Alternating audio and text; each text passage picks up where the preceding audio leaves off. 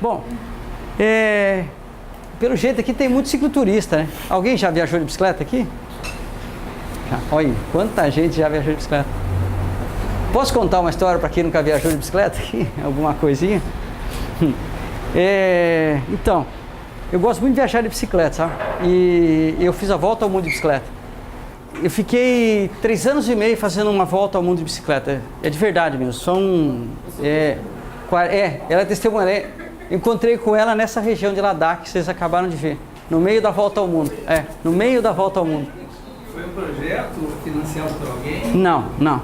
Foram 3 anos e meio que eu fiz 46, quase 47 mil quilômetros.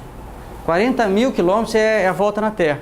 Então o que eu pedalei dá para dar a volta na Terra, dá para atravessar o Brasil de norte a sul, ainda só um monte de quilômetros para andar na praça ainda, né? Trocou a correia dentada. Troquei alguma coisa. Tipo 34 países, 4 continentes, estrada mais alta do mundo com 5.600 metros de altitude, lugar habitava mais baixo da terra, 400 metros abaixo do nível do mar, temperatura de 50 graus, menos 20 graus. Esse tipo de número é interessante, que o número ele é preciso, ele sempre fala alguma coisa para você, né? Mas o número que eu mais gosto é 10. Porque 10 era o que eu fazia quando eu comprei uma bicicleta para ver se eu perdia a barriga. Fazia 10 km na hora. Lá em Curitiba, era um jovem advogado, comprei uma bicicleta para ver se perdia a barriga. Eu andava 1 hora por dia fazendo 10 km por hora, que é a velocidade de andar no parque, né? Felizmente Curitiba tem ciclovias e eu comecei a andar por elas, era tranquilo. Eu comecei a observar que era diferente andar de bicicleta. Eu já tinha tentado fazer capoeira, taekwondo, essas coisas em academia, tudo muito fechado. Eu não usava aquele negócio para brigar com ninguém, um cara pacífico, né? Mas esse aqui negócio de andar de bicicleta eu comecei a gostar. Primeiro porque era muito prático. Eu pegava a bicicleta e já estava fazendo exercício. Saí de casa já estava fazendo exercício. Já contava o meu tempo de exercício. Eu não tinha que ir até a academia, né? Depois eu comecei a perceber que a bicicleta, você conseguia observar as coisas. Tipo, lá em Curitiba as estações do ano são bem determinadas. Então eu via flor crescer, murchar, eu contactava com as pessoas. Eu comecei a perceber que eu vivia aquela hora todos os dias. Eu comecei a gostar desse negócio. E eu já gostava de viajar, eu comecei a tentar ir até a próxima cidade, perto de Curitiba. Eu já conhecia aquele caminho, conhecia aquela cidade, não tinha nada de novo. Mas o fato de eu ir de bicicleta até a cidade, estava na minha mão, fazer isso ou não. Não era acelerar a minha moto, que eu era acostumado a viajar. E isso era um desafio. E quando eu conquistava isso, era uma recompensa. Era uma conquista mesmo, tá? E isso eu comecei a me empolgar. Então o que acontecia? No meio de semana eu começava a treinar mais para no final de semana ir mais longe. E mais longe. Um dia eu fiz 50 quilômetros e voltei, obviamente, né? Voltei 50 quilômetros e 100 quilômetros num dia. Eu comecei a pensar, putz, esse troço dá para viajar, meu. Imagina viajar de bicicleta em país pequeno, tipo Europa, assim, né? Não é pequeno coisa nenhuma, mas eu achava, parecia, né? Que era tudo pequenininho. E eu comecei a sonhar em viajar de bicicleta pela Europa, tá? Mas isso era só um sonho, porque eu era um jovem advogado, comprando minha geladeira, pagando minhas contas e tal, né? Aí o que acontece? Eu não sei se vocês já leram Paulo Coelho, se vocês gostam de Paulo Coelho, eu acho que o Paulo Coelho é um charlatão, sei lá. Ele costuma dizer que quando você tem um sonho de verdade, o universo conspira a teu favor, para ajudar a realizar aquilo lá. Nisso ele tá certo, eu também acredito nisso. Mas você que tem que tomar um passo em direção à realização desse sonho. Ele não fala muito disso, tá? Mas eu falo. O que aconteceu comigo, na verdade? Eu já estava treinando há 1 ano e eu estava trabalhando no sindicato de empregados, né?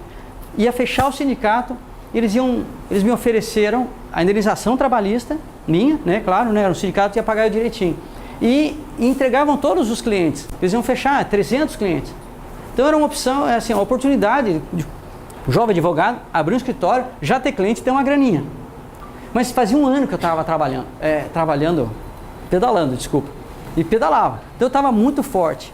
E eu via naquilo uma oportunidade não de abrir meu negócio, mas de realizar o meu sonho, que era ficar 1 ano viajando pela Europa. Naquela época era isso. E eu saí com $4.500 no bolso, uma bicicleta e uma passagem de ida e volta de 1 ano para Madrid. Eu cheguei em Madrid, caipira de tudo, porque eu continuava chamando o aeroporto de rodoviária, né? Eu nunca peguei um avião na minha vida, né? Então era caipira de tudo, falava inglês, falava bem portunhol. Portunhol era uma língua que eu dominava, assim, né? Mas foi tudo uma descoberta muito grande. Eu viajei um final de semana de bicicleta, depois eu viajei um final de semana prolongado. Era o que eu tinha experiência. Eu tinha experiência com moto, viajei muito de moto, acampava.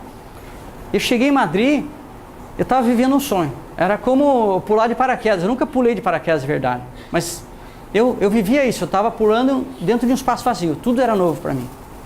Eu sorria de dar cãibra, porque eu não acreditava que eu estava ali, né? E eu comecei a ficar estranho, porque eu comecei a pensar, eu vou ficar um ano, né? Vou largar tudo para ficar um ano, né, viajando, ter que recomeçar tudo. E se eu ficasse mais tempo? Qual que é a diferença? Nenhuma. Então eu comecei, a primeira coisa que eu fiz foi inverter o circuito do meu circuito. Aí eu fiz tudo ao contrário e comecei indo para a Ásia, ou pro leste, o máximo que eu pudesse.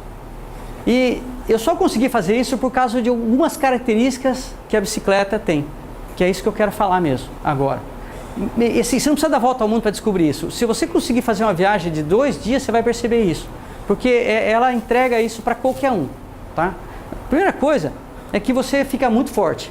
Eu fico ficando cada vez mais forte, cada vez mais saudável, cada vez com ânimo de vida. Hoje eu estou com 50 anos. Uma das coisas que eu mais gosto de viajar de bicicleta hoje, te juro, não é exatamente para conhecer lugares e tal, é para me sentir com 30. Você fica muito forte, muito forte. Isso não tem preço, você não compra isso. Você não compra um pacote assim, que você vai lá, não, me dá esse sentimento. Não tem droga que te dê isso. De forma natural, obviamente, né? Bom, outra coisa que eu percebi, se aprende muito, né? Todo o tempo eu estava aprendendo, então estava desenvolvendo fisicamente e mentalmente. E assim, era muito barato.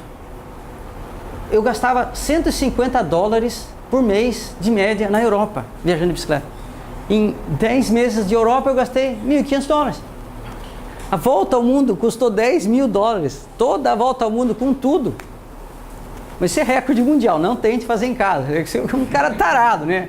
Mas é muito simples, é porque eu acampava e eu cozinhava.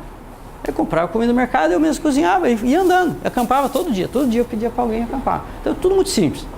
Mas aí tem uma outra coisa que é muito especial da bicicleta. É único assim. Então eu lembro que eu saí de Madrid, fui para Lisboa, Santiago, andei pelos Pirineus, pelos Alpes, atravessei o Maciço Central, indo para Paris. Você sonha com o que você conhece, né? Então eu sonhava com Torre Eiffel, Torre de Pisa, sonhava com Louvre, esse tipo de coisa. É o que eu conhecia. Não conhecia nada de Ásia, nada. Eu queria ir para a Torre Eiffel, porque quando eu cheguei em Paris, estava um céu azul maravilhoso. Eu passei uma semana na chuva, assim, pedalando na chuva. Eu fui direto para a Torre Eiffel. Aí cheguei lá, tinha 5 parisienses em volta de mim, assim, conversando comigo. Ah, tua bicicleta, o que é? De onde você veio? Quantas marchas tem? Isso é uma prova, assim, que se eu tivesse feito tudo a pé, que é o dobro, 3 vezes o esforço, ninguém ia me reconhecer. O cara ia achar, esse cara veio da Gare de Lyon. Mas como eu estava de bicicleta carregado, eles vieram falar comigo. E a bicicleta tem essa magia. Ela é quase um cartão de identificação, assim. Você é um cara saudável, você é um cara esforçado, né? Pô, então, fora isso, pode ser um alemão. O cara duro, seco, frio, ele não se aguenta, ele quer saber de onde você vem, o que está acontecendo, né?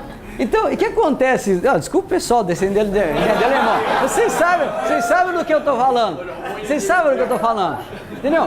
Quem vai para a Europa, se for de bicicleta, vai conhecer 2 vezes a Europa. Porque ele vai se relacionar com as pessoas, muito mais fácil. Aí, a Torre Eiffel, é nada se você comparar com a mente de uma pessoa. Cada um é um universo dentro, é muito mais especial, qualquer pessoa. E você trava a relação com as pessoas. Você está altamente vulnerável, obviamente, mas as pessoas chegam e vêm conversar. Isso é muito especial, isso potencializa qualquer tipo de viagem. Mas não foi só por isso que eu fiquei tanto tempo viajando. Uma outra característica foi marcante também para mim. Conforme você vai pedalando, numa reta infinita, que eles valem alguma coisa, longe, se a subida, a mesma coisa, você tem que ir pedalandinho. Aquele movimento é uma cadência rítmica. Isso funciona como um mantra. Mantra para quem né? É uma frase que você repete de forma rítmica. Não é exatamente, ela tem significado, mas não precisa exatamente ter, é a forma que você faz isso. Isso é usado pelo judeu, pelo muçulmano, pelo católico. Ele pega o texto, Ave Maria cheia de graça, o Senhor convosco, bendita sois. Ele já não está mais ouvindo aquilo, mas aquilo está induzindo ele a uma meditação. E a bicicleta funcionava dessa forma para mim. Eu ia pedalando, daqui a pouco eu estava em outra coisa. E eu peguei esses 3 anos e meio da minha vida justamente para revalorar as coisas que eu aprendi com a minha sociedade, com a minha família, encontrando tantas outras culturas. Naquela época não tinha internet, estou falando de 93 a 96. Eu saí daqui antes do Plano Real. Tem gente que nem não tinha nascido ainda, né? Mas tudo bem, né? Tá. Bom, exatamente, logo percebi. Então, quer dizer, eu operei uma mudança mesmo, que é a grande viagem, né? No meu ponto de vista, né? Quando eu cheguei no Brasil, eu estava muito esquisito, estava muito diferente. E assim, acho que todo cara que viajou de bicicleta, ele vai entender o que eu estou falando agora, né? Tenha vontade de mostrar para todo mundo como esse troço é legal. Parece um crente, haja Satanás, né? Um crente chato, não, estou falando de um crente chato. Mas assim, você tem vontade de mostrar isso. E o que eu queria fazer no Brasil era isso mesmo. Quando eu cheguei no Brasil, a visão de aventura era muito quadrada. Ainda tem muita gente que tem uma visão muito quadrada de aventura, de 2, 3 séculos atrás. Coisa de desbravamento, de ser o primeiro, umas coisas aradas que não tem mais isso. A última fronteira é o homem. Quando você se enfrenta, você se acha, você encontra a felicidade, você muda, essa é a grande conquista, pelo menos do meu ponto de vista, né? Então, a gente queria desenvolver um projeto para divulgar o cicloturismo no Brasil. Primeira coisa que eu fiz quando eu cheguei foi escrever a história desse advogado barrigudo, comprou uma bicicleta e acabou fazendo a volta ao mundo. Porque eu acredito que no Brasil a gente só não tem mais cicloturismo, é só por causa da cultura. Nossa, muito veículo, né? Só se fala de carro, o presidente fala assim, governar é construir estradas. Meu Deus do céu, se ele tivesse falado que governar é construir escolas, esse país tá bom pra caramba, né? Mas assim, só se fala de automotor. Então, quer dizer, é uma barreira cultural muito grande. E nada melhor para você mudar uma cultura do que livro. Livro passa toda uma ideia. Essas ideias que eu passei de forma rápida, porque a palestra não é sobre isso hoje, lamento, eventualmente uma outra oportunidade, eu tentei colocar nesse livro chamado No Guidão da Liberdade, esse que conta a história da volta ao mundo e tudo mais. Depois disso, né, Rafa? Agora entra a Rafa. A gente percebeu que se tem um problema no cicloturismo, é o tempo. Porque você precisa de mais tempo do que se acostumado a entender. O tempo é relativo, acabei de comentar isso nesse videozinho. Você vive intensamente o que você viaja. Então é o mesmo tempo. Mas as pessoas estão ficando cada vez com menos tempo. Então ela precisa, para viajar, precisa de planejamento, precisa entender bem e tudo mais. Vários detalhes são importantes na viagem. Então a gente começou a trabalhar com guias para as pessoas viajarem de bicicleta pelo Brasil. A nossa ideia, o nosso desejo é fazer guia que atravesse o país todo. E a gente está perto disso. Eu vou mostrar uma animação bem rápida, coisa de segundos. Cadê o mouse? Você viu como é que ela é? Ó, isso é o que tem hoje no Brasil já. Já está aqui, esses guias se referem a essa região. Lá no norte, o último mais ao norte está o Caminho dos Diamantes, depois o Caminho Velho da Estrada Real, os dois são Estrada Real, o Caminho da Fé, Mantiqueira, que esse está piscando, né? O Guia do Paraná e esse último que a gente acabou de lançar, Circuitos do Sul. Isso dá 5.156 quilômetros. O próximo guia, se Deus quiser, vai chegar no Nordeste. Então esse sonho está perto de acontecer. Pode voltar lá, Rafa. Eu acredito que as pessoas têm que realizar as viagens que elas sonham. E eu não tenho a capacidade de realizar sonho de toda a cabeça do mundo, né? Então a gente se fixou em estilos de viagem mais que nada, tá? Pode passar, Rafa. Um dos estilos de viagem que mais me fascinou, que determinou a volta ao mundo, na verdade, foi quando no começo da viagem eu fiz o Caminho de Santiago.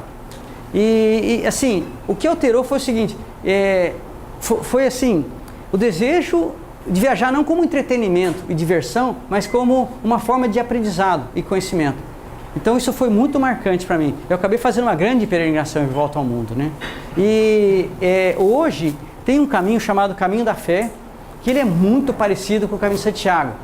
Claro, aspectos formais são fáceis, fazer um certificado e tal, né? Fazer pousadinha, fazer plaquinha, tudo igual ao do Caminho de Santiago, tudo isso é muito fácil. Mas aqui, primeiro, você tem uma cidade considerada sagrada, uma religiosidade considerada pela população de verdade. Se você fizer um caminho do Shiva, ninguém sabe quem que é Shiva, mas todo mundo sabe quem é Aparecida. Se você fala que você está indo para Aparecida, o cara te considera como peregrino. Ele te dá R$1 para você colocar lá para Santinha. Ele tem fé naquilo, ele te respeita. É igual o Caminho de Santiago.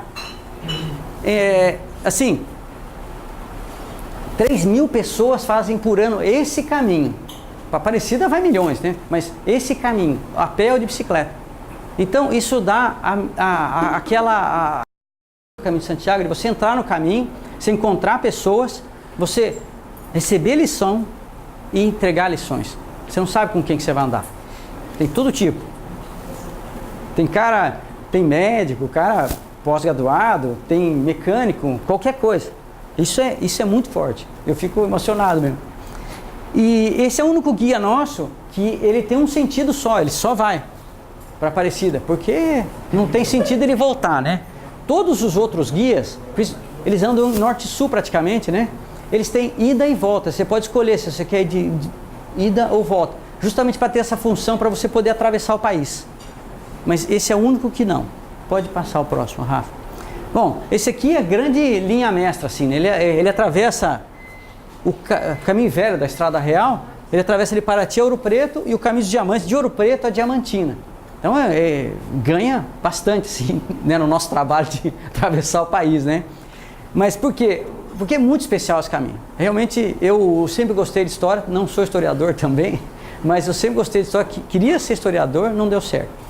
Acabei sendo advogado, né? Mas anos pesquisando isso aqui, lendo pra caramba. Desculpa, fala.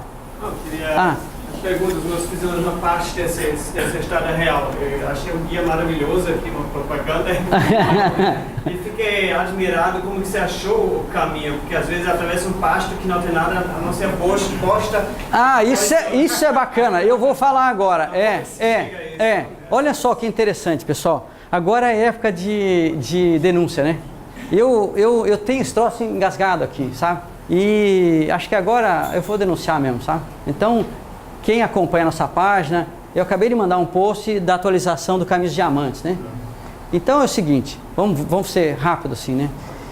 Quando eu fiz o levantamento, eu estou falando do ano 2000, tá? Não tinha Instituto Estrada Real nessa época, tá? Eu fiz consultoria para eles, mas eu percebi que os caras não estavam interessados, estavam interessados em ganhar dinheiro, só isso, né? E tudo bem, eles fizeram o que eles fizeram, eu nunca falei mal deles, tá? Apesar deles me atrapalharem de forma terrível. O que acontece? Naquela época, se você andasse pela Estrada Real, se você tivesse o mínimo conhecimento de começar, né? Eu pesquisei muito. E nem precisa pesquisar tanto, na verdade, tá? Pelo menos um pequeno trabalho de toponímia, que é a ciência que estuda a evolução do nome, né? Você já poderia ter essa linha. Mas em campo, se você chegasse nos lugares e falasse, onde que é a Estrada Real? É ali, moço. Mas como é que você sabe? A meu avô falou que era ali. Não era difícil mesmo. Tinha várias ruas que tinham o nome Estrada Real. Depois do estudo de Estrada Real, tem marcas de Estrada Real para tudo que é lado. Tudo é Estrada Real. É um horror. Mas esse depois eu fiz o Caminho Velho, né, o seu guia, e várias vezes eu passava nos lugares e as pessoas da localidade falavam assim, moço, não é Estrada Real não. Tem aquele marco ali, a Estrada Real passava lá. Então, quer dizer, além de não ajudar, eles atrapalham demais. Eles confundiram o caminho novo com o caminho velho, só para passar na... Sei lá, eu não quero dizer porque eu vou ficando bravo, porque eu conheço algumas coisas, conheço alguma história ruim, feia, e não adianta. Mas é isso, não era difícil, por causa disso que eu estou falando para você.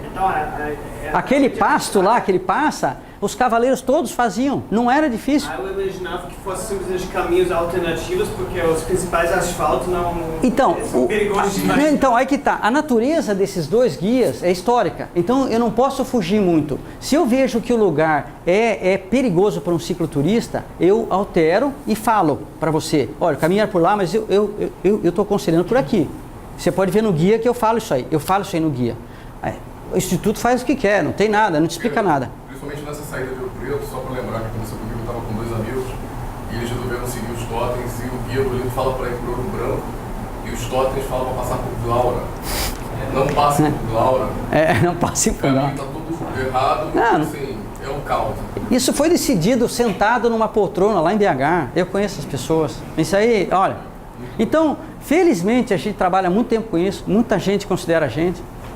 Mas esse cara dá um trabalho porque eu tenho que explicar por que da Estrada Real, o Instituto Estrada Real é diferente do meu. Porque hoje eu falo, porque eles não tem noção nenhuma e pronto, acabou, né? Mas vamos lá, essa é a característica. Aqui você não tem nada de religiosidade, né? Mas você vai ver a história do país. Não é o seu país, mas é interessante, né? Bom, pode passar a próxima, Rafa. Esses dois guias, o guia do Paraná e o guia da Mantiqueira, tem outro espírito. Isso aqui é para o pessoal sênior. Sênior não, não é sênior, pró, né? Pró, né? Pró, master, negócio assim, né? O cara tem que ser forte? Não tem que ser forte. Não estou falando de força, não estou falando de experiência. Eu estou falando de pessoas que perceberam que viajar de bicicleta é interessante. Só isso. Porque o cara que está começando, ele precisa de A para B. Ele precisa de um produto empacotado. Por isso que chama pacote turístico. Apesar de ser incongruente, né? Você querer... Bom, aqui não. Aqui você vai fazer a tua viagem, o que você quiser. Você vai ler o guia, estudar esse mapa um pouco, minimamente, e vai traçar o teu trajeto. Tem tudo lá. Ida, volta, por terra, por asfalto. E aí, se você não está gostando, você muda. Se você quer ficar mais tempo, você amplia. Tudo de acordo com o teu sentimento. Paraná, é fascinante isso aqui. Quem fez alguma coisa em Santa Catarina... Desculpa, aqui é melhor. Se você pegar descida da Graciosa, não se compara com Dona Francisca, é muito melhor.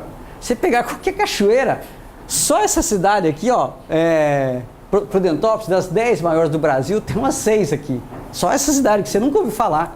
Prudentópolis, perto de Patópolis, talvez, não é. Não, ninguém nunca ouviu falar desses lugares. Paraná é super injustiçado, porque tem um litoral mínimo, feio, coitado, né? A única coisa é Graciosa, pouca coisa ali. Mas isso aqui é muito interessante. Tem as formações eólicas lá de Ponta Grossa, tem muita coisa interessante, muita cultura também. Mantiqueira já é bem mais famosa, aqui tem 800 km para você se divertir. Você Próximo. fala sobre desníveis? Oi? Você fala sobre desníveis? Claro. Não é para eu falar muito sobre guia aqui hoje. Hoje vamos falar mais sobre aventura. Mas no guia vai ter planilha, tá? Perfil altimétrico, onde você ficar, onde você comer, bicicletaria, como você chega lá, como você sai de lá. E assim, tanto de ida e de volta, mapa da cidade, onde se... Tudo está no guia. Não, tudo está no guia. Não, e outra assim, ele não é um desafio de navegação. É o contrário. Eu fiz esse guia para um cara que não tem nada a ver com cicloturismo, não tem nada a ver com nada. Ele precisa pagar a promessa, ele entender aquele troço. Eu só quero pagar a promessa, eu não quero ler tulipa de enduro. Eu não quero pegar um GPS nem uma bússola, eu não entendo nada dessas coisas, eu só quero pagar minha promessa, moço. Você me ajuda?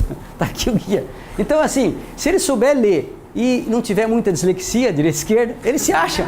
O cara se acha, é tudo feito para ele se achar. Mesmo a estrada, a gente toma esse cuidado, tá?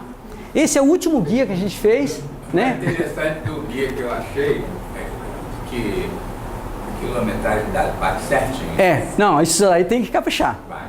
Perfil altimétrico não é que... Às vezes você está quase morrendo, mas você sabe que ali está escrito que faltam 6 km, você vai pedalar mais 6 km, mas dá certinho.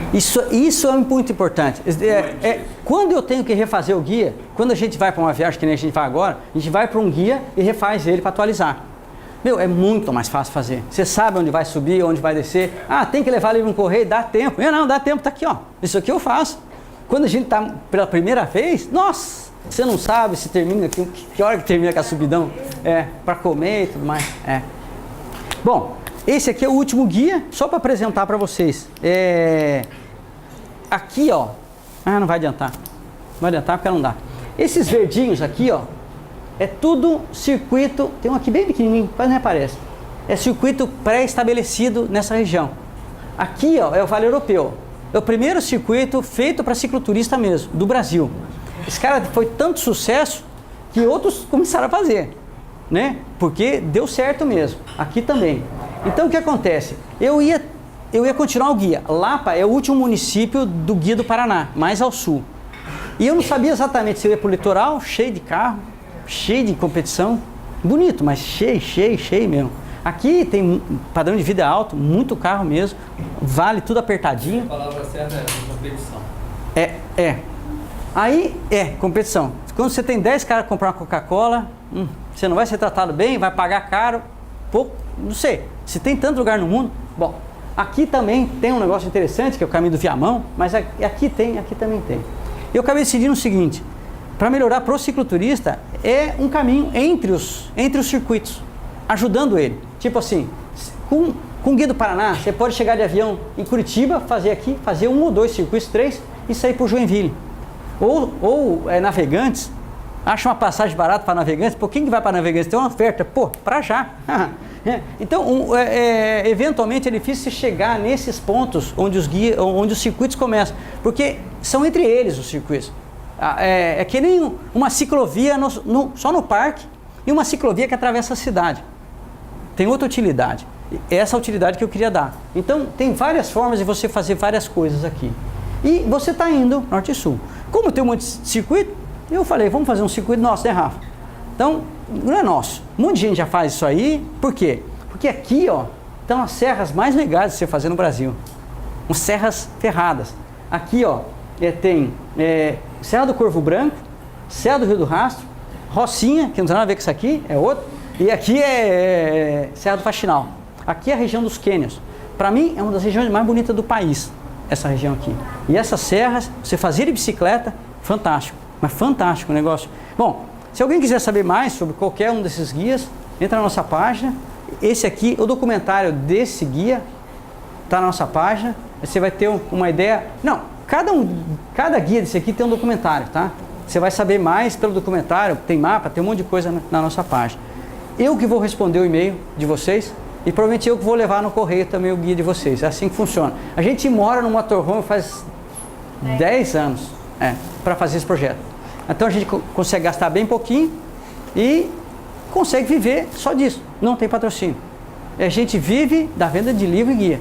Como o produto é bom, muito obrigado pela preferência, né? Como disse aqui no metrô, né? Obrigado pela preferência. A gente vive só disso. É impressionante, né? Eu me impressiono. Um país que pouca gente lê, tudo mais. Tem um monte de cicloturismo no Brasil. O que está acontecendo com esse movimento de bicicleta na cidade? É que, anos e anos de repressão. Uma ditadura do carro. Pô, a indústria do carro mandou arrancar trilho de trem, não podia sucatear. Não, tem que arrancar do chão, pagar para arrancar o trilho de trem. Não pode. Então, quando deu a chance para o cara pedalar, todo mundo, olha que maravilha que esse troço de pedalar. É isso que está acontecendo. Aí o cara começa a pedalar na cidade, ele começa a treinar, acontece mesmo que nem eu. Acaba, eventualmente, aqueles que gostam de viajar, acabam viajando. Bom, mas aí que tá. O que aconteceu nesse tempo todo? Mais e mais pessoas começaram a viajar de bicicleta. E, assim, depois da volta ao mundo, eu já tinha escrito esse livro chamado 7 Passos Andinos, que é uma viagem de aventura, dura, assim, aventura brava mesmo. Depois da volta ao mundo, eu comecei a fazer coisas menos tempo e mais difíceis. Porque eu gosto, só porque eu gosto, né? Eu gosto de montanha, né? Eu atravessei... Sofrimento. Eu estava me divertindo. Você vê o vídeo lá, né? Documentário, tá sorrindo, né? Tá contente. Eu atravessei as passagens mais altas da Cordilheira dos Andes. Começando lá pelo Passo de Rama, que é ao norte, até chegar àquela que tem uma Concagua lá, aquela perto de Mendoza. Então, 7 passagens tem. Isso. Então, tá. Eventualmente, começaram as pessoas a viajar cada vez mais em grandes viagens de bicicleta. E a gente acaba conhecendo, o cara acaba entrando em contato com a gente responde as perguntas, mas eu percebia mais e mais que as pessoas não faziam a pergunta correta. Eles perguntavam coisas, de novo, dentro daquilo que eles conhecem. O que eles não conhecem, eles não conseguem perguntar. E eu tinha um monte de coisa para falar, mas não dá. E eu decidi escrever sobre isso, né, Rafa? A gente pegou, na segunda edição desse livro, ele dobrou de tamanho. Porque a gente escreveu tudo que a gente sabe sobre cicloturismo. Não é que é uma ciência mística, assim, que escreve um monte. É pouca coisa. Mas a gente fala tudo. Desde a escolha de um pedal, vacina, passaporte, dinheiro, até patrocínio eu falo, que eu nem gosto de falar muito disso, né? Mas é coisa de mulher, né, Rafa? Escolher uma barraca, modo de viver, de acampar, tudo que eu sei. Fotografia. Então, junto com esses documentários, que um deles é esse documentário que vocês vão ver hoje, a nossa ideia é mais ou menos o seguinte: o mundo tem ficado cada vez mais pró-indústria do turismo. Onde você vai, tem uma indústria do turismo mesmo. Então, para o cicloturista, isso não é exatamente tão bom assim. Cai muito da aventura também. Mas e para onde? Ninguém sonha com o que não conhece. Você não tem vontade de comer uma fruta que você nunca viu, nem ouviu falar. Então, a nossa ideia é colocar mais e mais opções para o cara começar a sonhar. Porque a gente acredita de verdade que quando você sonha com alguma coisa, é a primeira existência daquele fato. Está na tua cabeça, ele pronto, já passou a existir. Você viajando. Ele passou a existir. É só o próximo passo. O próximo passo é você realizar. E no fundo, eu acredito que o sonho, aquele troço que você gosta, é para você realizar. Aquilo é a forma que o universo está falando com você. Se você gosta daquilo, é para você aquilo, é todo seu, é só pegar. Eu não estou falando assim, eu queria ter um Camaro amarelo lá, sei lá, um carro. Não, isso não é sonho teu, cara. Isso foi colocado na tua cabeça via propaganda. Não é um sonho natural de uma pessoa. Um sonho de realização, de fazer, não de ter, é natural. Você pode ter. Não tem nem perigo você fazer isso. A gente está indo lá para Turquia e Irã agora. Porque a gente tem um sonho natural disso. A gente não acha que é perigoso, de verdade. Não sempre tem sido assim. Então, eu vou passar o documentário, tem cerca de 50 minutos, sobre uma viagem que a gente fez pelo Altiplano, Bolívia, Argentina e Chile. Espero que vocês gostem e depois a gente vai conversar mais. Pode ser? Santo Paulo? Então vai, então Santo Paulo. Vamos lá. O pessoal de lá está mais próximo do bar. Então, é uma questão de preferência, né?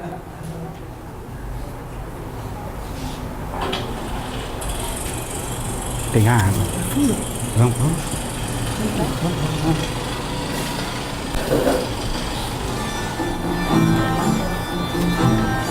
Tem lugar lá na frente, se quiser. Você vai sair, Cheguei.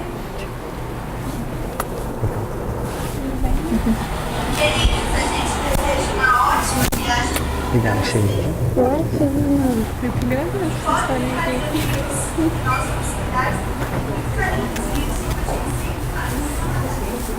Acho que tá baixo.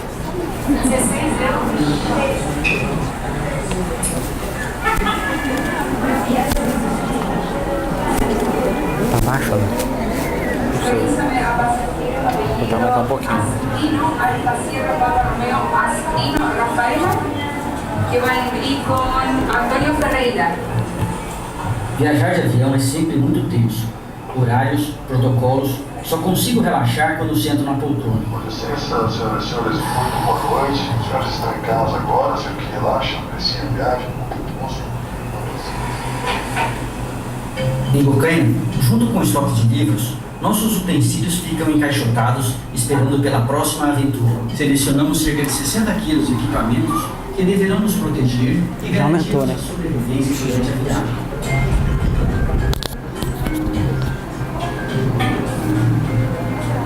Quando enfrentamos um novo roteiro de bicicleta, projetamos nossas dificuldades baseados em nossas experiências. Mas a realidade que virá pode trazer surpresas imprevisíveis. Bom, agora, se tiverem alguma curiosidade, quiser conversar alguma coisa, nós estamos à disposição. Qualquer coisa mesmo. Fiquei curioso porque São vocês que editam os vídeos? Sabia que você ia perguntar. Eu tinha certeza que você ia perguntar. Não, vai uma equipe com a gente, é um caminhão. Aí tem o pessoal do som, depois tem o pessoal... Figurino, né? Marina, é tudo a gente faz no motorhome ainda. E com pouco... Durante a viagem? Não. O motorhome fica no Brasil, quando tem isso, é outra vantagem você viver no motorhome. Então, agora a gente vai viajar, por exemplo, né? Então a gente vai guardar o motorhome na casa de alguém, aí você não gasta condomínio, não gasta aluguel, não gasta nada, né? E a gente põe a bicicleta no avião, vai para a região, viaja lá só de bicicleta e volta. Aí isso gera um outro documentário como esse. E a gente acredita. Desculpa a brincadeira. E as trilhas sonoras, a trilha sonora parece que fecha direitinho com a história do lugar. Então, eu reparei muito isso, parece pesquisa. Essa trilha sonora, esse é o primeiro vídeo nosso que... Não é só desse, de outros também. Os outros foram mais fáceis. Aqui no Brasil. Não, isso aí é bastante pesquisa. Eu gosto muito de música, né? Então a pesquisa nossa é alta, né? Só que agora é o nosso novo desafio, né? Tentar fazer um vídeo que a gente consiga divulgar mais. Você vê que ele tem outra linguagem. Você não vai ver um vídeo desse na Discovery. Porque o cara, para atravessar um rio daquele, tem que ser um super-herói, porque não sei das quantas, um grande desafio que eu vou vencer agora. Não tem essa linguagem. Que é isso? Né? Não precisa isso. Né? E outra, aquela piada do mito, por exemplo, né? Você entende quem viaja de bicicleta, sabe que todo mundo fala que vai descer e não desce coisa nenhuma, né? Porque o cara só anda de carro aquilo lá, né? É toda uma linguagem voltada para outro tipo de pessoa, que não quer consumir, né? Então, esse daí praticamente, ele não tem nenhuma música que não seja livre e tudo mais. Então, dá muito mais trabalho. A pesquisa de música para esse vídeo deu muito mais trabalho que os outros. Os outros eu usava músicas que eu já conhecia, eu gosto muito de música, tenho muita música. Mas esse vídeo realmente ele é livre para ser comercializado. Na realmente. Índia também a gente ficou pegando, né? Bastante. Não, da Índia pegou bastante, Peru, todo lugar que a gente faz a gente pesquisa também. É curioso que eu vi que você está usando disco agora, você usou. Vibrei. Conta um pouco sobre isso, como é que foi essa mudança. Agora o pessoal técnico aí. O V-Brake pro freio a disco. Olha, pessoal, eu acredito que quem tem bicicleta. Todo mundo tem bicicleta aqui, sabe o que eu estou falando? Freio a disco, freio V-brake. Se não, freio V-brake, você não tem bicicleta, né? Acabou de comprar. Então tá, são dois sistemas de freio. Tem um freio muito antigo, que é usado há muito tempo atrás nas mountain bikes, chamado de V-brake, porque ele é que nem um V assim, tem uma sapatinha de borracha assim. Você aperta ele entra contra o aro da bicicleta, a roda de metal, sabe? Ele freia assim. Depois de um tempo para cá, já faz tempo, aliás, eles estão usando freio a disco, igual de moto, igual de carro, né? Então, aí tem freio a disco a cabo, com cabo de aço, e hidráulico, igual de carro, com óleo, tá? Então, eu acho que houve um movimento, né, na bicicleta para sucatear as bicicletas velhas, para poder vender mais bicicleta diferente, né? E eu acho que quem tem bicicleta com freio daquele antigo, pode usar. Eu fiz a volta ao mundo com um freio que não era V-brake, era cantilever, que é uma geração antes ainda, né? E você pode fazer muita coisa com isso, né? 21 marchas. 21 marchas. Isso. Você aconselha porque a manutenção é mais fácil. Muito mais fácil. Peça e reposição, né? Peça e reposição é mais fácil. Entretanto, as coisas estão mudando. Então, esses novos livros, quer dizer, a gente tá observando que a Shimano, ela tem 90% do mercado mundial. Então, o que ela quer fazer, ela vai fazer. Simples, ponto. Então, ela vai conseguir trocar tudo. E você vai ter que comprar, porque você não vai achar mais peça. Então, a real é o seguinte, atual. O que eu penso hoje? Se tiver que comprar uma bicicleta, eu acredito que é melhor você comprar uma de freio a disco mecânico, com cabo de aço. Vantagens e desvantagens, né? O V-brake tem problemas também. Acho que o pior problema dele é que ele aciona no aro, que é uma parte de metal, que antigamente era muito boa. Eu fiz a volta ao mundo com um único aro, 46, quase 47 mil quilômetros com um único aro. O aro hoje em dia não dura isso tudo, dura muito menos. Depois da volta ao mundo, quebrei vários aros, porque ele vai gastando e ele arrebenta. Mas isso porque ele passa a ser mais leve? Provavelmente começou a ser vagabundo. Quase tudo começou a ser mais vagabundo. Material pior. Obsolescência programada. Obsolescência programada. Já faz uma coisa para você ter que não durar. Trocar logo. Então o que acontece? O disco tem essa vantagem. Você não vai ser surpreendido por um aro quebrado. Quer dizer, é mais difícil ser surpreendido. Estão fazendo aros mais vagabundos, justamente porque também não precisa mais acionar ali. Outra assim, vantagem. se arrebenta raio, a roda entorta, você continua freando da mesma forma. Isso é uma boa vantagem. E um outro problema, assim, contrariando o que eu estava falando. Apesar de você conseguir mais fácil reposição para o V-brake, ele ser mais fácil de você trocar a peça, ele não é exatamente mais fácil de você regular. Se você aprender como que ele regula o disco, ele é mais fácil. Ele é feito para pôr e tirar, assim, caixa de encaixe. Então, agora, eu estou usando um freio. A próxima viagem eu vou fazer com a Specialized. A gente fechou uma parceria, mas não é patrocínio. Com um disco hidráulico. Quando eu recebi, eu pedi disco com cabo. Eles mandaram hidráulico. Eu liguei na hora. Aí, desculpa, né? Pode, se quiser, você manda trocar, sei lá, porque custa mais caro o hidráulico, né? Eu fui no mecânico, eu ia trocar. Ele já tinha tirado, amigo meu, faz tudo que eu peço para ele. Ele já tinha tirado, falei, mas Solindo, você tem certeza que você quer? Eu quero. Esse troço só dá M, só dá porcaria. Porque tem vários problemas. Se você tira a roda e alguém puxar o freio, encosta as pastilhas, eventualmente sai o óleo ali, aí você tem que drenar, vaza óleo, um horror. Aí tem que ter uma plaquinha, você tem que lembrar dessa plaquinha, essa plaquinha cai. Pra quê que eu quero um troço desse? Aí, peraí, só terminar a história. Aí o que aconteceu? O mecânico, um cara muito humilde, muito bacana, gosta muito da gente, falou, mas Solito, veja, esse problema não tem mais. Olha aqui, ó. Aí ele apertou, ele empurrou, não, soltou fácil. Mas não sai óleo? Não, nunca saiu óleo. Apesar que eu tenho um amigo que falou que saiu óleo. Eu nunca usei. Eu nunca usei hidráulico. Aí falei, não, tá, mas e daí? Aí eu coloco no avião, dobro o cabo, quebro o cabo, chego lá, não tenho mais freio. Pra quê? Não tem mais isso, Linton. Dobrou o cabo na minha frente. Falei, pronto, agora estragou, né? Não consegui nem trocar, ele vai estragar mesmo, né? Ele dobrou assim, cara, dobrou 90 graus. Ele falou, não, esse moderno aqui já não é mais assim. Eu comecei a ficar nervoso, porque não tinha mais argumento com o cara, né? Aí foi trocar, aí ele ia trocar, mas mesmo assim, eu falei, não, pra quê? Eu não ganho nada com esse freio, não ganho nada. Aí quando ele pegou o freio que ele ia pôr, não era Shimano. Não que eu seja fanático por Shimano, mas é que o Shimano é mais fácil achar peça em qualquer lugar do mundo. E a pastilha daquele freio que ele ia pôr, que era bom, mas não era Shimano, não, era outra, Kento, nome com K, E, T, alguma coisa assim. Não, chinês é tudo. Não faça diferença, porque não tem. Não, chinês é tudo. Não, mas é uma marca boa. Olha, no mundo da bicicleta, tudo é feito na China, se não na Malásia, Singapura, tudo. Não tem, tá todo mundo, ninguém mais trabalha no mundo. Bom, mas vamos lá. Aí o que acontece? Esse era bom, né? Era uma marca boa. Só que a pastilha de freio era diferente da Shimano. Aí eu pensei, já estava lá, eu vou tentar. Mas eu não aconselho, eu acho que tá, vamos supor, a bicicleta está no pezinho, ela bate o vento, ela gira o guidão, puxa o cabo. O que eu ganhei com isso? E o cabo de aço não tem nada disso. Bom, depois eu te conto, se eu vou me arrepender amargamente. Essa é a minha opinião hoje. Eu tenho uma pergunta. Fala. Você faz coisas com altimetria elevada. Por que você não gosta de clipe? Mais uma pergunta técnica. Olha só. Não, eu vou explicar. Ela não gosta porque ela tem medo. Peraí, deixa eu explicar para ela. Clipe é o seguinte, ó. Você tem o pedal, né? Aí, ele perguntou por que a gente não usa bicicleta com clipe. Então, o clipe é o seguinte, você tem o pedal da bicicleta, né, que você põe o pé lá.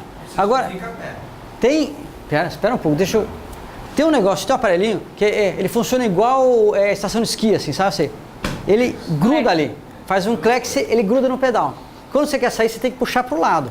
Se você for tentar puxar para cima, não vai, porque ele grudou no pedal, ele serve para você abaixar com a perna e subir com a outra.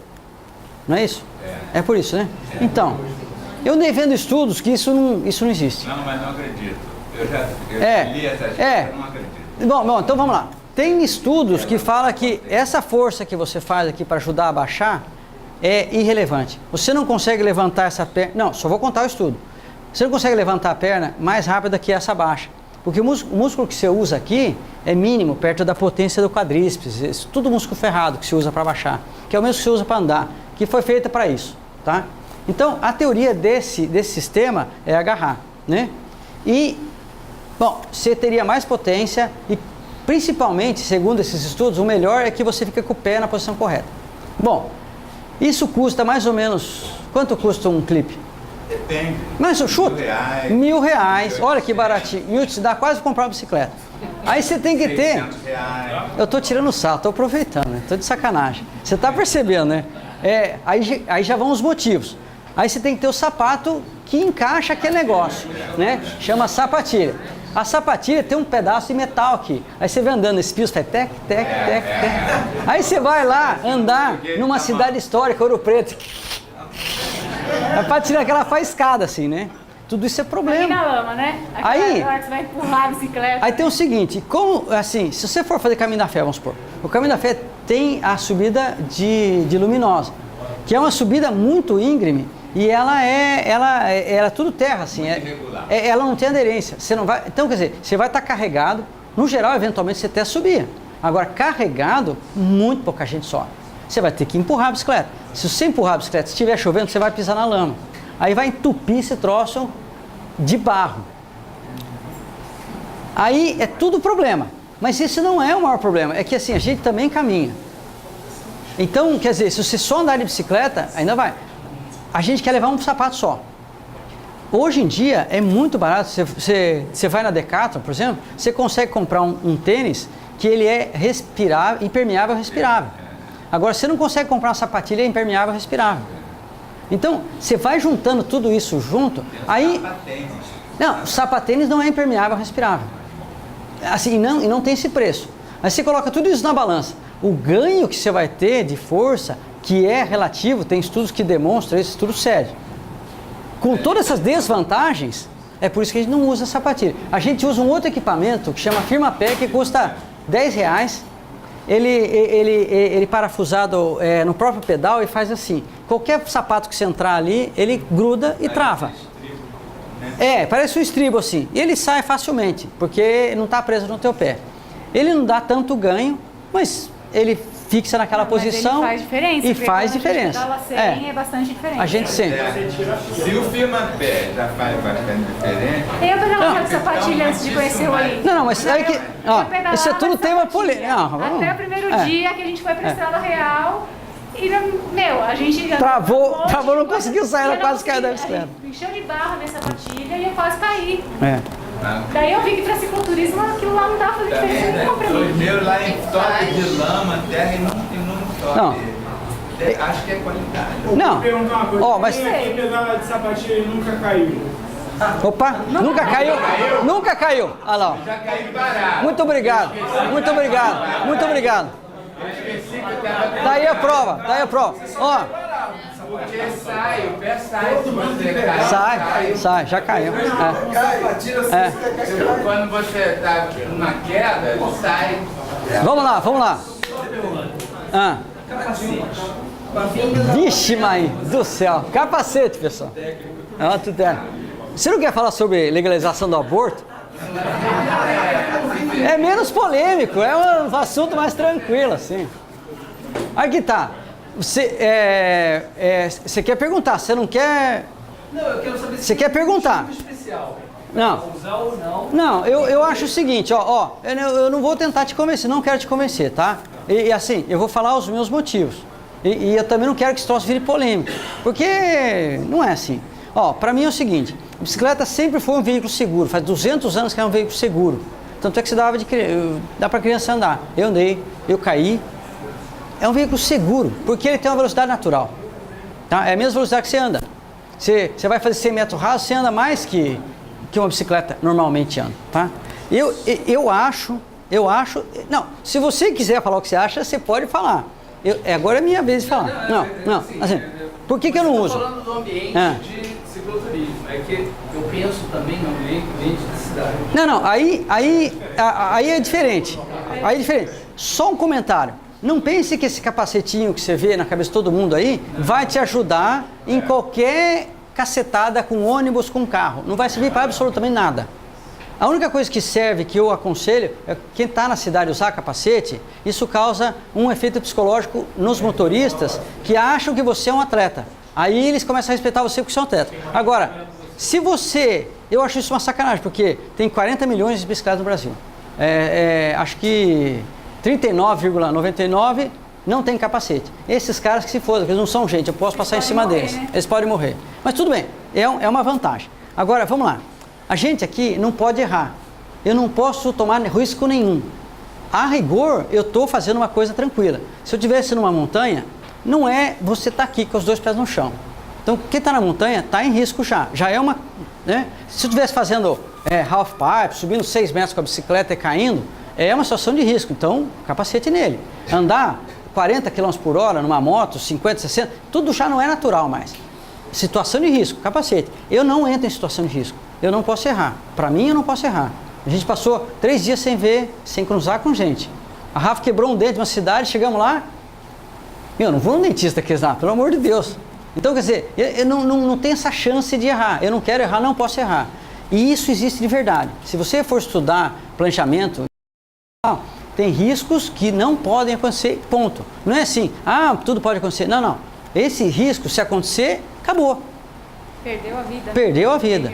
Então não tem esse negócio, a gente não arrisca. Se você, assim, tem gente que quer para mim e fala, pô, Linton, mas segurança é tudo. Tá, segurança é tudo. Por que você não usa espelho retrovisor, cara? Que além de ser obrigatório por lei, você usa no teu carro, você olha para ele, você usa, ele é útil. Não é um negócio que você não usa. Na moto você usa, na bicicleta não precisa. Não precisa na bicicleta. Como não precisa, cara? Como não precisa? Não, mas eu escuto o carro, tá? Mas se vem carro de lá e daqui, você olha o carro de lá, vê o barulho de lá, você não vê o daqui. Não tem essa. Você vira o pescoço, teu cerebelo está aqui, ó. Qual que é a tua tendência? Puxar para cá. Você puxa para cá e desequilibrar. Você mexeu o cerebelo, ele que cuida do equilíbrio do teu corpo. É de extrema importância. Só que, o que se ganha com um espelho retrovisor que custa R$5? Você ganha com capacete, que custa quanto? Depende, R$1.000, R$2.000. Não estou brincando. E esse capacete, ele não serve para quase nada. Eu caí, mas olha, eu caí, quebrou o capacete. Se eu tivesse 100. Quebrou o capacete, que é uma porcaria. Você dá uma pancada nele, você quebra ele. Você dá uma pancada na cabeça, não acontece nada. Tua cabeça é cheia de osso, é feito para super protegida. Então, quer dizer, aquele capacete ele só serve para poder ser utilizado. Porque senão, assim, se ele fosse realmente para proteger, ninguém ia utilizar. E ponto final. Eles fazem de uma forma para ele poder ser utilizado, continuar vendendo. Mas ele não protege queixo, ele sai da cabeça, ele tem ponta. Cheio de buraco, vai enroscar a coisa. Olha, vamos lá, essa é outra pergunta, tá acabando as perguntas, hein? Tá gastando todas. Olha, eu tinha um problema, não estou brincando, estou de sacanagem. Eu tinha um sério problema que é o seguinte, eu não uso nada na cabeça, eu tenho muito cabelo. Quando estava em Israel, o pessoal mandava colocar por causa do sol, você vai morrer no deserto. Cara, não consigo pôr nada na cabeça que me dá dor de cabeça. Agora eu passei a usar boné por causa do câncer de pele, essas coisas. Eu não tenho câncer de pele, né? Mas estou ficando velho, né? 50 anos, no sol direto, eu passei a usar. Mas eu nunca usei, eventualmente usei, mas muito pouco, justamente por causa disso. Então... eu usava em São Paulo, quando eu morava lá, né? Funciona bem assim, você bota aquela samambaia, pendura aí, assim, funciona como um ótimo vaso de banco. Quando você molha a planta, tá com a jacarta no buraquinho assim, ó. Eu já sei que fica muito ligado, ele não vai no capacete. Um sal. São Paulo. Peraí, deixa ele perguntar aqui. Eu não ando mais de capacete em São Paulo, sabe por quê? Porque eu ando de mão dada com os pedreiros que vão trabalhar. Entendeu? Eu não uso mais capacete por causa disso, porque eu acho que é uma sacanagem o cara passar por cima de mim, quer dizer, não passar por cima de mim porque eu tô de capacete e passar em cima do outro que tá sem. Eu não uso mais porque hoje eu também tenho com Night condição Bikers, o Sampa Bike de São Paulo há um tempo. E São Paulo tem uma característica que é assim, ele não tem uma lombada, ele tem uma... as valetas? As valetas. Cara, quando você não vê a valeta, quando você não está sabendo o caminho, você que cai. Eu nunca caí.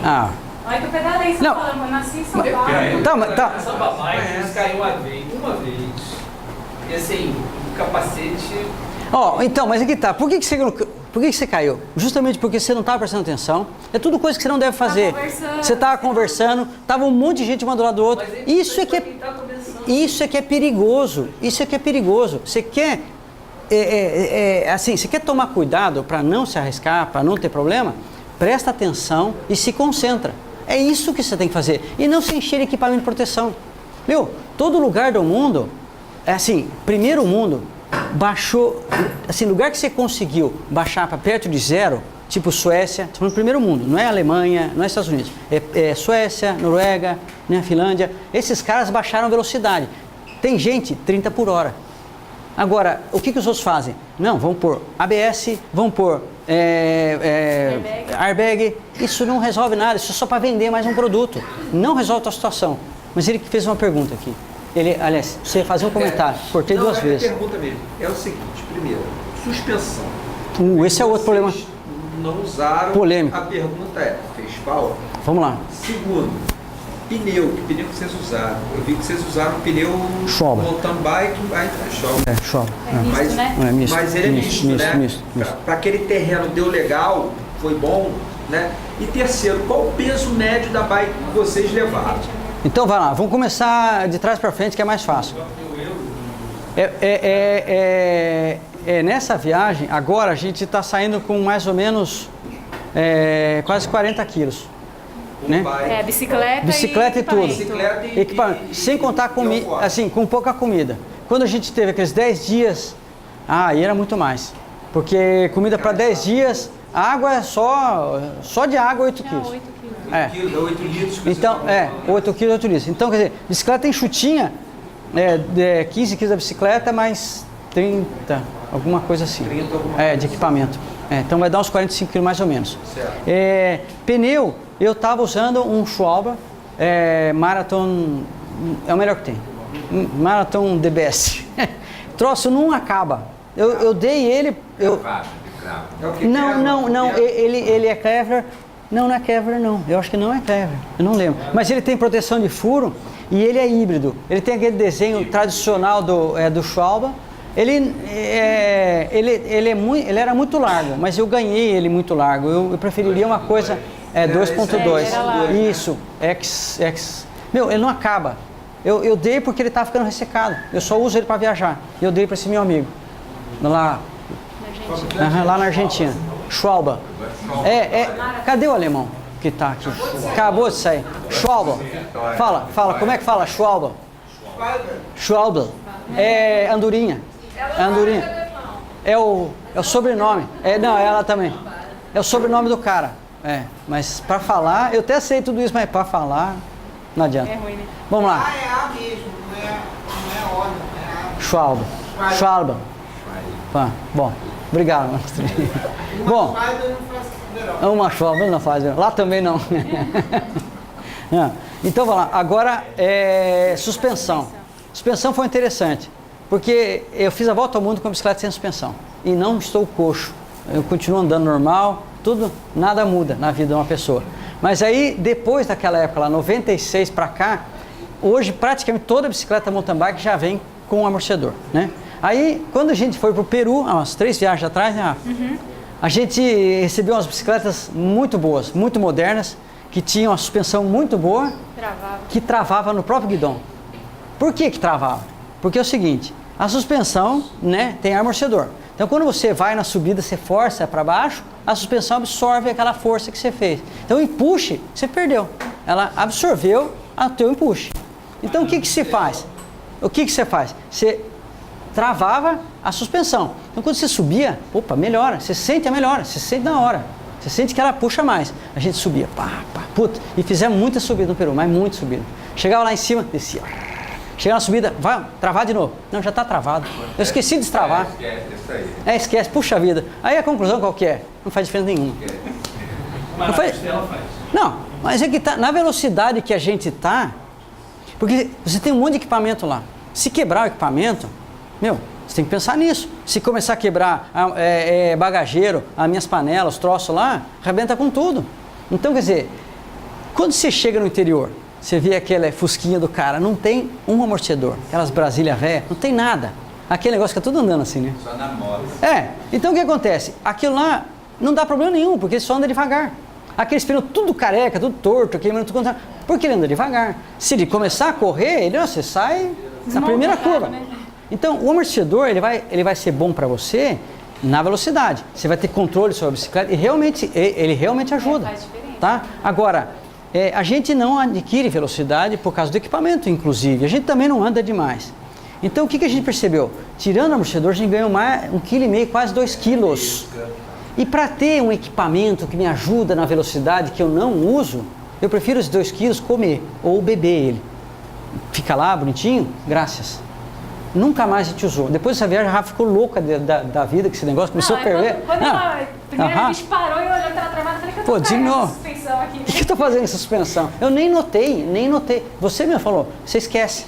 Por que esquece? Porque você não notou. Se fosse um negócio, nossa, oh meu Deus do céu, não consigo andar. Suspensão de alumínio, o que foi? De aço? Não, a suspensão era boa. A suspensão não, o garfo. Ah, o garfo? O garfo aí que tá. Aí começam as coisas do Brasil. Eles, só entra container aqui, aí vende para todo mundo. Aí acabou, que lá não vem mais. Vem um outro container de uma outra coisa.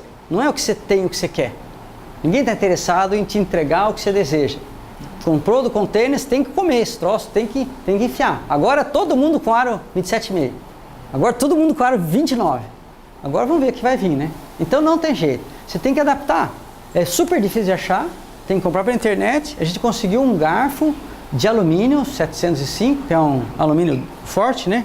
Bem bom, assim, super leve.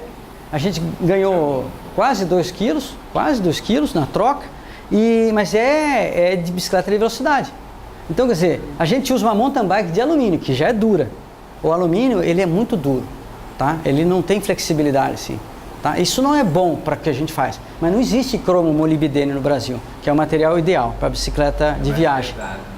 É muito pouco mais pesado, mas ele pode ser soldado, isso que é o melhor dele. Ele é mais macio também. E ele... Pode, mas não é qualquer lugar que pode.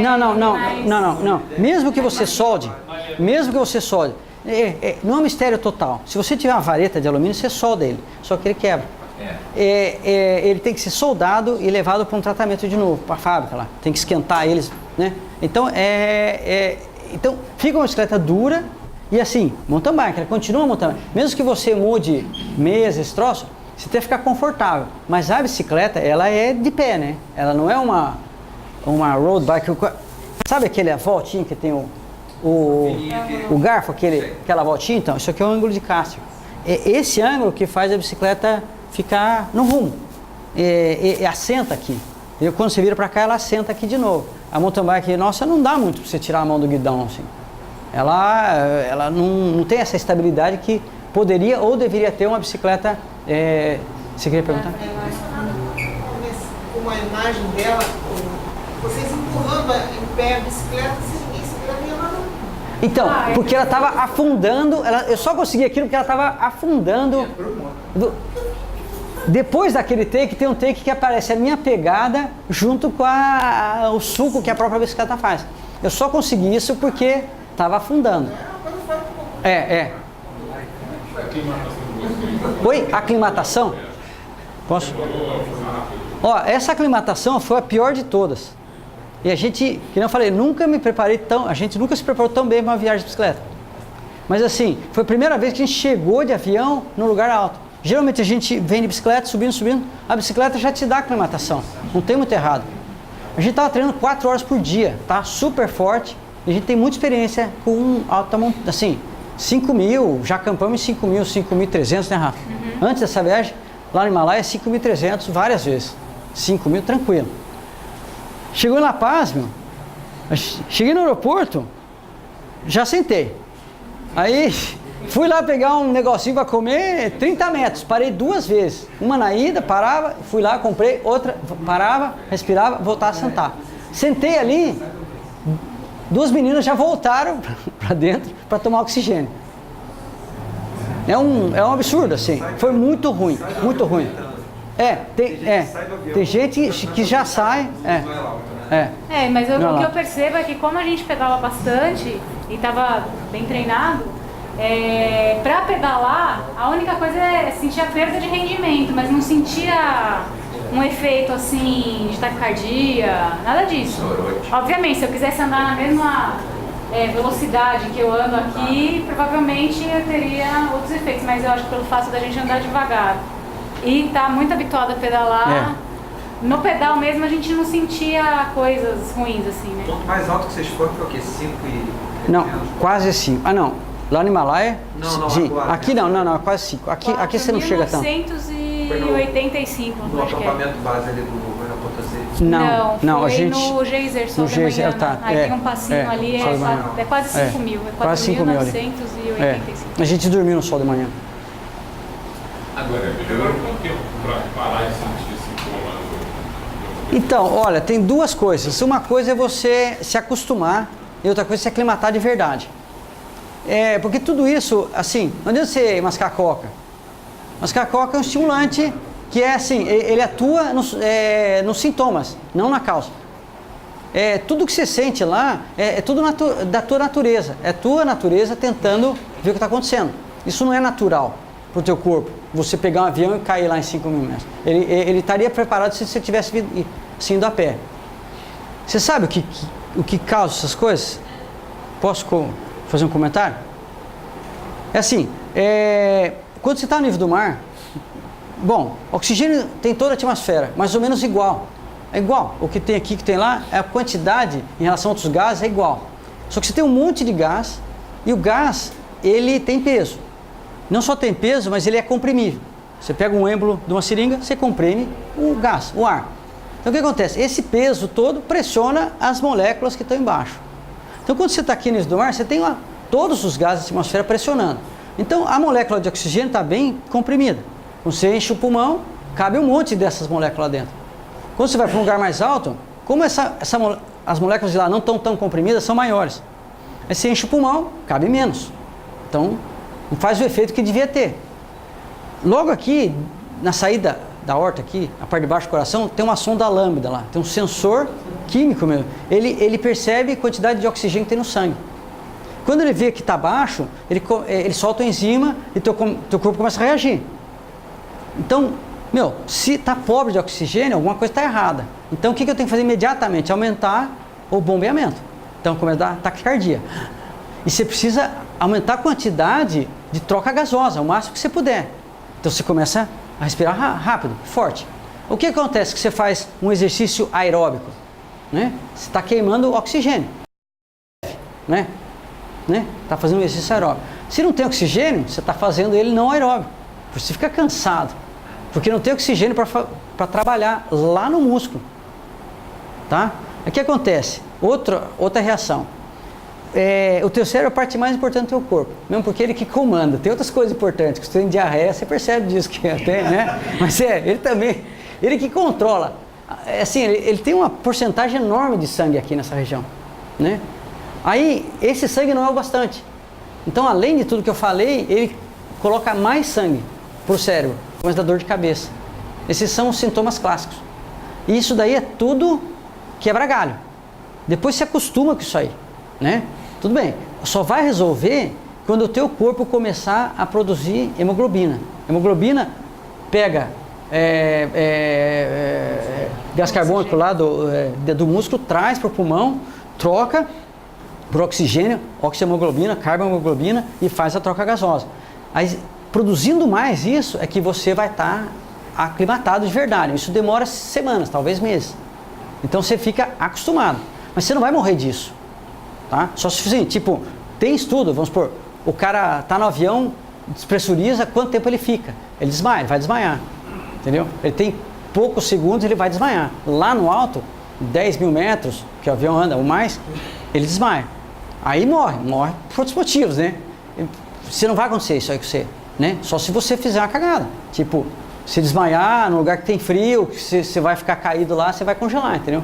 Mas não vai ser isso que vai acontecer. Assim, de uma forma normal.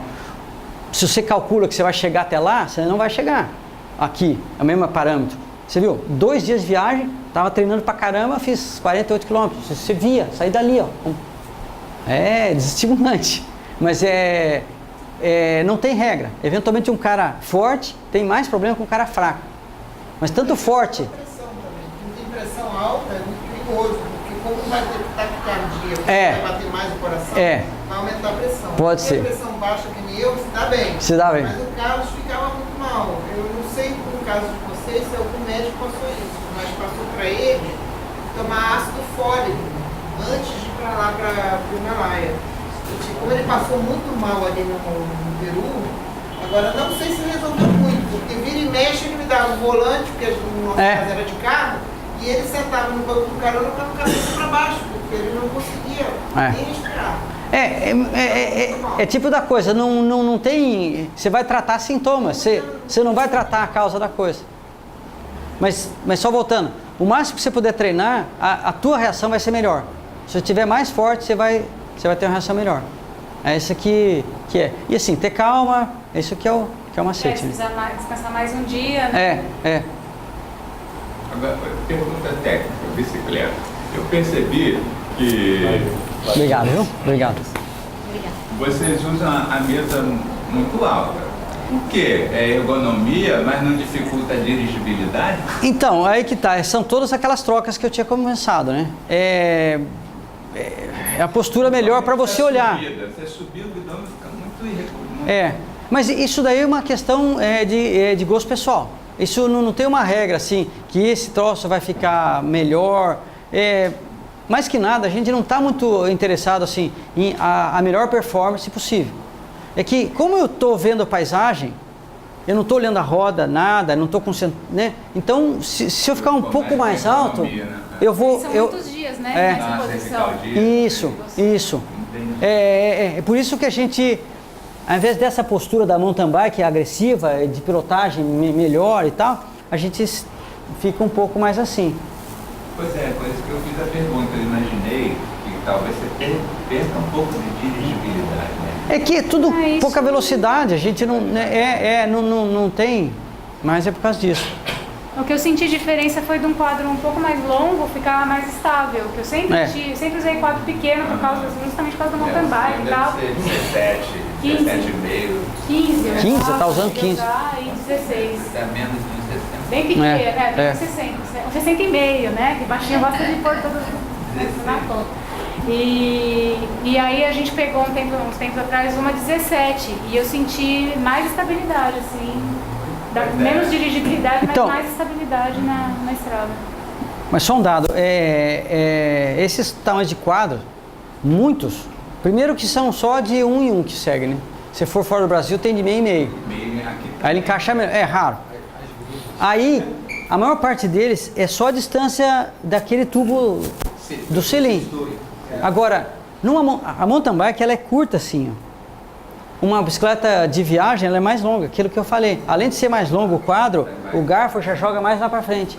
É tudo para estabilizar ela, porque você não precisa ficar virando tanto. A gente não tem esse quadro aqui. Não tem, mas vai ter. A Specialized vai trazer. Acaba fazendo, comprando. Exato, isso. Não, é difícil. Mas a Trek, se você quiser botar a sua bicicleta. A ProShock Paulista já fazia quadro assim, já aquele quadro venta da ProShock. Muito bom ele tem 16, 16,5, 17, até o 21. Eu mais ou menos conheço, não conheço tantas marcas assim, né, na verdade. Por favor. Perguntinha rápida. A parte das roupas. Quando você vestia todas as roupas, não ficava muito pesado para pedalar, meio inconfortável? Porque você começa, às vezes, talvez a suar por Não, dentro, olha só. A gente vestia todas as roupas quando parava. Mas a gente estava sempre com casaco. Você viu que estava sempre com casaco grosso, nunca transpirei. Sem chance. A gente não... 20, né? A gente não mediu durante o dia, esqueceu de medir, mas devia estar muito frio. Nunca transpirei. Nunca. Em hipótese nenhuma. Qualquer esforço que eu fizesse lá, nunca transpirei mesmo. Não, desci congelava, aí que ficava frio. Naquela parte, claro. Perdão, aquela parte eu transpirei. Você está certo. Voltando à quadra de conforto, vocês nunca pensaram em usar uma reclinada para descartar? Então, a reclinada, essa sim tem eficiência bem complexa. E é assim, para você fazer subida é difícil com a reclinada. Eu acho, pelo menos. Eu usei pouco, assim, acho um risco muito grande. Eu vejo muitos outros problemas nela. Assim, só para você transportar ela no avião é um caos. Só isso já é um problema enorme para mim. Colocar no motorhome, barbaridade, nem pensar. Agora, tem uma coisa que é fantástica nela, assim, é o relacionamento com as pessoas. Você chega com ela, todo mundo vem, nossa, é uma festa, né? Isso quebra gelo, nossa, o cara mais duro do mundo quebra gelo, né? Mas não seja muito montanhoso, acho que deve ser bem legal. Austrália, Nova Zelândia, mas Austrália, Oeste Americano, coisa de asfaltão assim, é imbatível. O Zohar, que é daqui, né? O Zohar. O Zohar, nossa senhora, né? A gente pensa que se a gente for para a Austrália, esses lugares né? De repente pegar, né? Fazer uma volta. Fazer um teste. Só um depoimento, eu já vi várias viagens de inclinado também, até o César também, eu fiz Vale Europeu, que você citou ali, algumas vezes. Eu fiz reclinada e fiz de mountain bike. E aí? Eu acho que para mim, eu uso reclinada direto, assim, mas eu acho que a mountain bike, nesse caso, essa viagem que você faz, os viagens que eu fiz, assim, dá uma oportunidade de você levar mais bagagem, que é um limite que a reclinada às vezes tem, os modelos que eu tenho, tem limite de bagageiro, né? E tem uma questão assim da dificuldade, você tem os casos das horas que são os que eu uso, mas um problema que eu sempre tive é que pelo menos as inclinadas que eu tive são de aros diferentes, então tem aro 26 atrás e aro 20 na frente. Isso numa viagem grande, assim, é limitador, porque você tem que levar... Mais queimada de ar e tal, eventualmente se precisar de pneu mais complexo, raio diferente. Então, eu tive uma bicicleta que era aro 20 na frente e aro atrás, a reclinada 20-20, que eu viajei bastante com ela também, mas aí tem outros problemas que eu acho que a mountain bike, uma das dificuldades desses terrenos, assim, que Vale Europeu teve muito, né? É que você não consegue fazer aquela jogada de pé em pé na mountain bike para desviar de certo valas, de certas coisas. Acho que nesse caso, numa viagem como essa, assim, a mountain bike vai melhor. Carretinha, você chegou a... Então, carretinha é uma coisa que eu meto pau mesmo, sabe? Carretinha... Meu, eu não vou falar todos os problemas dessa, vou falar só alguns, senão eu vou ficar o dia inteiro aqui. Vamos lá. Começando, né? Você já ouviu falar das teorias sobre o aro 29? A aro 29 é uma roda que eles lançaram bem grande para bicicleta. Sabe? Bem grande. E todo mundo gosta desse troço. Sabe? Qual que é a alavanca de venda? O quê? Do aro 29? Uma delas. Passa melhor pelo buraco. Por quê? Você tem um buraco desse tamanho assim, né? Você tem uma rodinha pequena, cai aqui dentro. Caiu, né? Uma roda grandona passa assim, ó. Você nem sente o buraco. Não é assim? Agora você imagina uma rodinha desse tamanho lá atrás. Aquilo é uma âncora, não é uma roda, né? Aquilo fica grudando em tudo, né? Cada pedra, cada coisa. Só isso já era para desistir, né? Tudo bem. Você tem... se você pagar muito caro naquele carrinho, ele vai pesar quanto? 6 quilos, 7 quilos? Peso de uma bicicleta inteira. Você não bebe desses 6 quilos, você não bebe, você não come aquilo lá. Aquilo é só estorvo. Você tem que subir, você tem que levantar 6 quilos para cima. Não, isso não existe, você tem que levantar, não tem jeito. Aí você tem que ter uma câmara de ar para isso, raio para isso, pneu para isso. Vamos dizer, tá bom? Tá bom? Quer dizer, se você precisa muito carregar equipamento... você viu a gente viajando aí? Não tem nem alforje na frente. E essa viagem que a gente vai para lugar quente, que não tem que levar aquele horror lá, 2 sacos de dormir, aquele monte de roupa, tudo vai caber dentro do alforje, não vai ter nada fora, não vai ter nada, nem bolsa de quadra vai ter. Tudo vai estar dentro de alforje. Você não precisa de tanto equipamento. Então, quer dizer, se você acha que precisa, cada um tem um gosto, cada um faz o que eu quero. Não. Tá ótimo você perguntar, tá ótimo mesmo. O Aurélio Magalhães está vindo da China para cá por bicicleta. É um amigo nosso, ele com certeza. Ele começou com ele fez a Noruega com um reboque. Aí resolveu voltar da China de reboque. Já faz um tempo que ele já abandonou o reboque no caminho.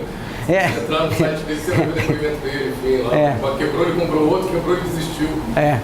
E vale a pena. Não, e depois, você tem um lance de escada, você tem que desconectar o reboque, levantar a bicicleta para chegar no hotel da Peru, Bolívia, uns escadas desse tamanho, uns degraus desse tamanho. Aí você leva a bicicleta, depois você desce lá, quando você chega lá, o reboque já subiu, já roubaram. Né? Quer dizer, se você está sozinho, como é que você deixa metade do seu equipamento lá? Você pega e leva. É um monte de problema para... Se você tem criança para carregar, aí sim, melhor coisa que tem. Põe a criança lá, esse é o melhor lugar, o lugar que ela está mais feliz, ela não é? Criança está lá, ela está contente, não precisa assistir televisão, nada. Isso que dá felicidade de verdade, uma criança. Eu já vi uma família viajando e as crianças iam. A mãe puxava as crianças e o pai carregava tudo na bagagem. Esse é o esquema. Esse é o...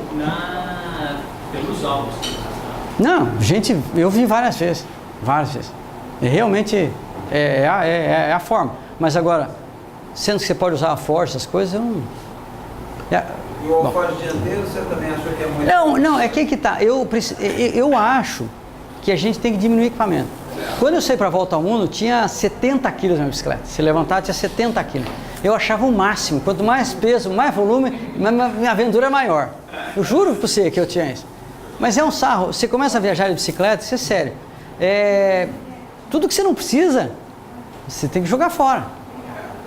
E aí você aprende a viver com pouco. Você aprende a viver... Você aprende que você pode ser feliz com muito menos.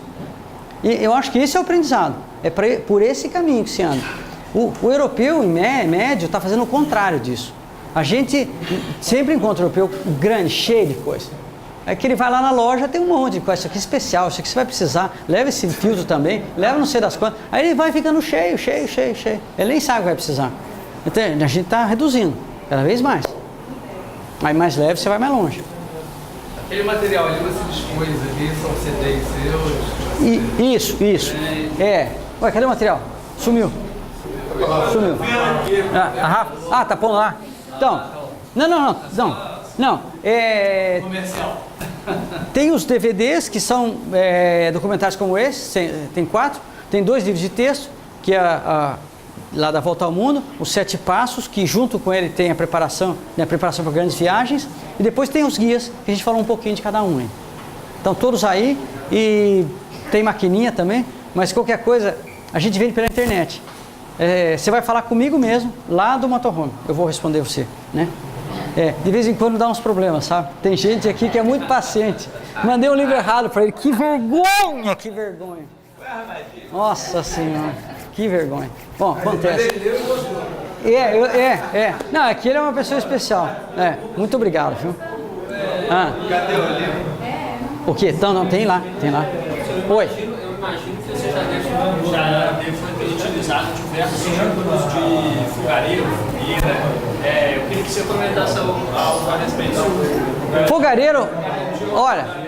Fogareiro, eu não é que eu utilizei vários.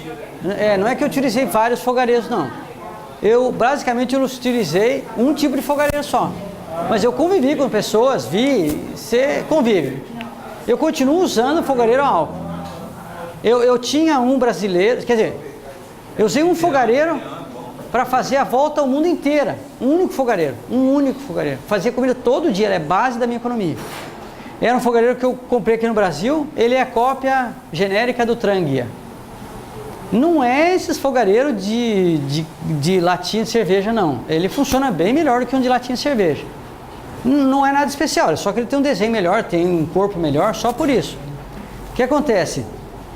As vantagens do álcool para esse fogareiro, que é todo mundo gosta, MSR. Esse é o fogareiro que, assim, 10 entre 10 usa esse fogareiro, tá? É um fogareiro que ele usa qualquer tipo de combustível, praticamente. Derivados do petróleo, né? Diesel, gasolina, qualquer coisa que você botar lá. Ele fica numa garrafa assim, você coloca lá, você bombeia. Aí o que acontece? Você pressuriza ele tem um queimador com um tubo que passa aqui em cima. Então o combustível passa em cima, pré-aquece, depois quando você liga ele pega fogo em tudo isso aqui, ele gosta de gasolina para todo lado, vai pegando fogo, daqui a pouco você olha para ele, ele é uma chama de gás, igual uma chama de gás. E ele é razoavelmente controlável. Ele tem um poder muito forte, ele esquenta, ele é poderoso mesmo. Ele é utilizado por escalador para derreter gelo, né? É o mais utilizado pelos escaladores, com certeza. Só que ele, de novo, né? Custo, né? Só o queimador dele custa $100 lá fora, ou mais, conforme o modelo. Aí depois tem que ter a garrafa e assim, aquele equipamento todo é um monte de válvula, de não sei das quantas, aqui você tem que dar manutenção. Se você realmente cozinhar com ele todo dia, Uma vez por mês você tem que dar manutenção. Se você não der manutenção, ele vai entupir numa hora que você está ou com fome ou com frio. Ou com frio e fome. E sede. E sede. Eventualmente de quem está derretendo a água. Tá, se você vai para alta montanha é uma coisa. Agora, o cicloturista não chega em alta montanha. 5.000 metros no verão. Então, eu estava usando lá menos 17, menos 20 graus, eu usava dentro da barraca o álcool. Ele é super seguro, estava 4.000, 5.000 metros, ele funciona. Eventualmente você precisa pré-aquecer ele. Ele é um combustível barato e limpo. Se cair na tua mão, não acontece nada. Se cair na tua mão gasolina, no deserto, você vai ficar com aquela mão fedendo e vai comer com aquela mão fedendo. E ele vai feder tudo tua roupa. Vai feder todas as coisas, que você tocar com a gasolina, vai feder. Então, esse monte de problema acaba aqui. E tem um último problema que é subjetivo. Aquele negócio, ele tem uma força muito grande, ele funciona em maçarico. E ele tem um barulho de um maçarico. Você pode estar naquela paisagem mais maravilhosa do mundo e aquele maçarico. Até terminar a comida. E esse cara não, totalmente silencioso. Então, quer dizer, essa marca pode ser qualquer tralha. Se você acabei de mandar esse da Volta ao Mundo, a volta ao mundo inteira com ele. E na verdade eu comprei ele antes. Aí o queimador dele arrebentou. Aí eu comprei um queimador básico aí da 13 Rum, sei lá. Esse era ainda mais forte que eu usei nessa viagem. Só o queimador. Usava a panelinha que desmonta e tal, né? Você pode comprar a Trangia, que é da Suécia, super caro, ou você manda comprar um desse chinês aí. Eu comprei o chinês porque eu investi só numa panela de titânio. Eu estou ficando rico, então eu resolvi investir. Rico e velho, né? Velho vai ficando fraco, aí precisa diminuir peso. Então eu comprei uma panelinha de titânio com o fogareiro. Ele tem um aporte. Ficou metade do peso do meu equipamento, que já era leve.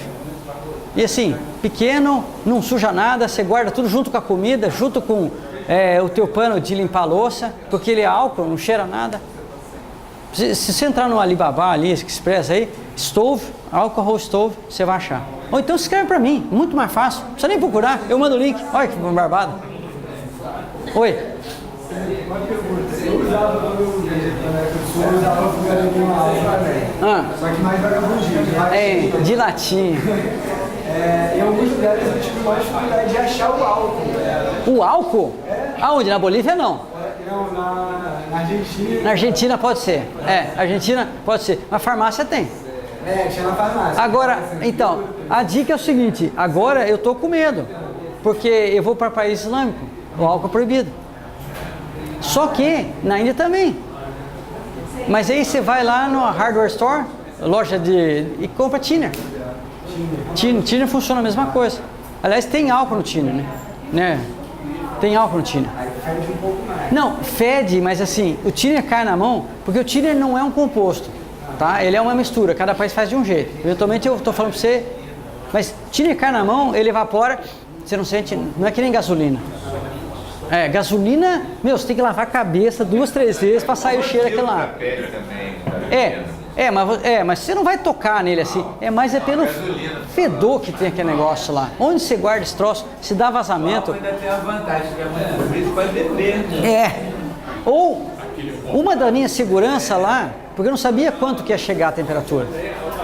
O nosso equipamento, o meu saco de dormir é para -2. Agora, o fato de eu ter posto um outro saco de dormir, que é um fleece, pena de gancho, né? Não. Eu tinha um de pena de gancho e o segundo era de fleece, era desse aqui, ó, mais fino que isso. Era mais fino que isso. Só que o fato de pôr em cima, eu dormi bem até 20 graus negativos. De 2 foi para 20.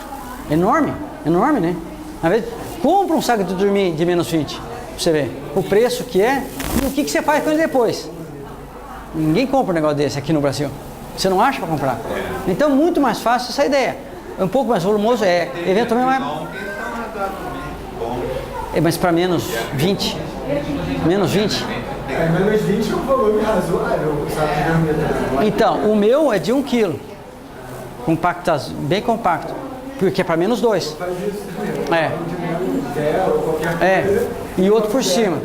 Então isso funciona bem mesmo. Só que eu nunca sabia quando que ia chegar. Até quando. Mas eu tinha sempre bastante álcool comigo, porque se acontecer alguma coisa eu ainda faço fogo na barraca. Faço fogo, não ponho fogo na barraca. Né?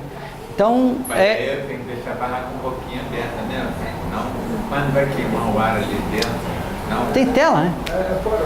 Tem tela, é difícil, não, é difícil. Aliás, isso foi uma coisa que eu nunca pensei, na verdade. Mas assim, aquele outro fogareiro a gasolina, a toxicidade do gás dele é muito maior. Se você tiver numa situação realmente dura, você entrou numa caverna realmente fechada, não uma barraca, ou se você tem uma barraca de inverno, que é muito mais fechada que a minha, que é 3 estações, se você estiver lá dentro com um fogareiro a gasolina, você vai ficar, você vai ter problema. Com o fogareiro a álcool, não. A queima dele é bem melhor. O gás dele, claro que não é bom, mas você está muito mais seguro. Então, muito obrigado mais uma vez e conta com a gente. Obrigado.